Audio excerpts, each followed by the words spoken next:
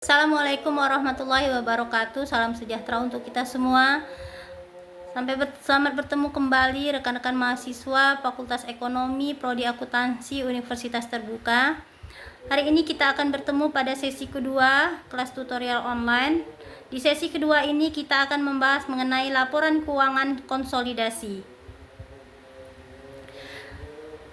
Laporan keuangan konsolidasi sebagai suatu pengantar pada buku materi pokok akuntansi keuangan lanjutan 1 EKSI 4309.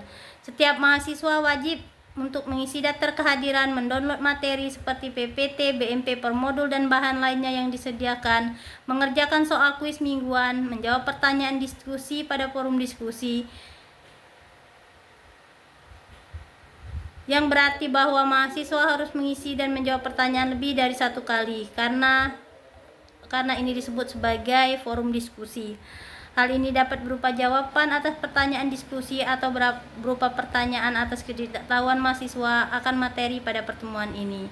Capaian pembelajaran umum pada pembelajaran ini adalah mampu menjelaskan laporan keuangan konsolidasi yang disyaratkan terdiri dari neraca konsolidasi, laporan laba rugi konsolidasi, laporan laba ditahan konsolidasi, serta laporan arus kas konsolidasi yang disusun oleh perusahaan induk dan perusahaan anak yang terpisah.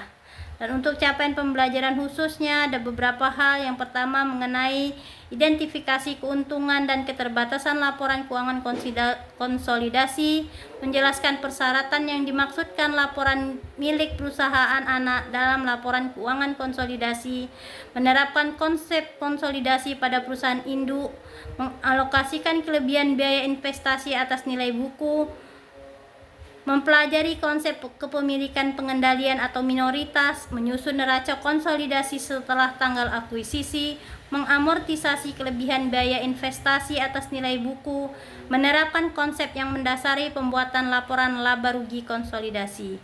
Dan untuk buku materi pokok adalah Akuntansi Keuangan Lanjutan 1 karangan Irfan Nur Sasmito dan kawan-kawan mengenai buku materi pokok akuntansi keuangan lanjutan.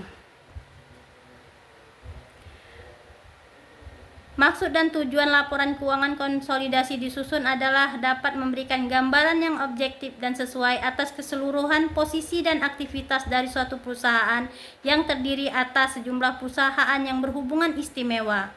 Laporan konsolidasi keuangan diharapkan tidak boleh menyesatkan pihak-pihak yang berkepentingan dan harus didasarkan pada substansi atas peristiwa ekonomi saat itu juga. Mungkin sekilas mengenai kegiatan kita pada materi kita pada sesi kedua kelas tutorial online ini mengenai laporan keuangan konsolidasi.